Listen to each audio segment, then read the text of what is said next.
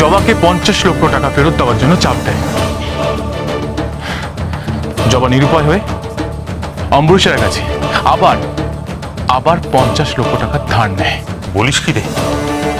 তার মানে 1 কোটি টাকা দে না? এতগুলো টাকা তোরা বিবেচনা না করে ধার করে বসলে? এইরকম ধার তো শুনেছি বিজনেসম্যানরা করে। তোরা এতগুলো টাকা কি করে শোধ করবি বলতো? কি করে? আর তোরা 1 কোটি টাকা ধার করে বসলি এদেরকে বাঁচাতে? কিছু না ভেবে চিন্তেই ভাই যে তোরা কি করে শোধ করবি? ভেবেছিল ওনার বিজ্ঞাপনে কাজ করে টাকাগুলো শোধ করে দেবে, কিন্তু যখন জবা বিজ্ঞাপন করতে চায়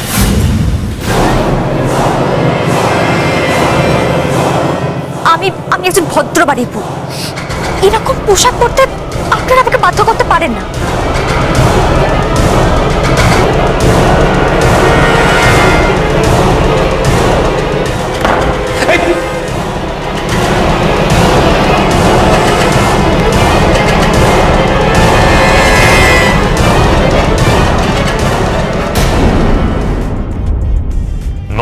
নোংরা লোক, আপাত মস্তক নোংরা লোক। চোখ মুখ দেখলেই বোঝা যায় যে। আরে দাঁড়া, ভুল করছেন আপনি, আমাকে বেশি ঘাটাবেন না। আমি কিন্তু এখনো টাকাটা ফেরত পাইনি। আপনাদের বৌমাকে আমি এখনো জেলের ঘানি টানাতে পারি। রঞ্জু, যেখানে ঘরের ভেতরে কাল সাপ, সেখানে বাইরের লোককে দোষ দিয়ে কি হবে? তারপর ওখান থেকে ফেরার পথে আমাদের গুরুদেবের সঙ্গে দেখা হয়। উনি হয়তো আমাদের মুখ থেকে বুঝতে পেরেছিলেন আমাদের দুরবস্থার কথা। উনি তখন আমাদের রান্নার কাজটা দেন। সেই রান্নার কাজটা করে 1 কোটি টাকা না হলেও 40 লাখ টাকা লাভ হয়। আর আমার কাছে 10 লাখ টাকা ছিল, সেইটা মিলিয়ে 50 লক্ষ টাকা হয়।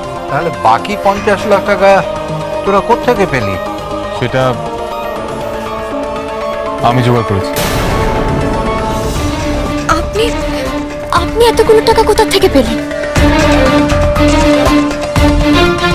চোরের উপর বাটপাড়ি করে বড় বৌদি আমাদের ঘর থেকে টাকাটা চুরি করে মেজ বৌদির ঘরে টপের মধ্যে টাকাটা লুকিয়ে রাখে।